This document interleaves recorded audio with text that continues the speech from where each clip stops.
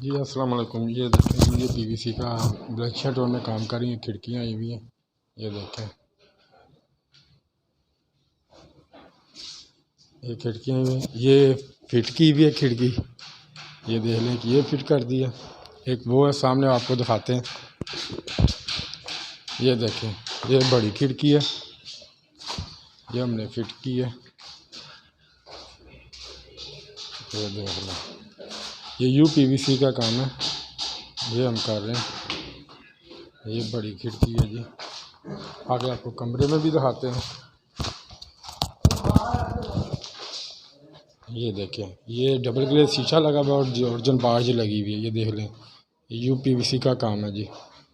ये वलेंशिया में हम कर रहे हैं, अल्फा एल्युमिनियम ग्लास की तरफ से।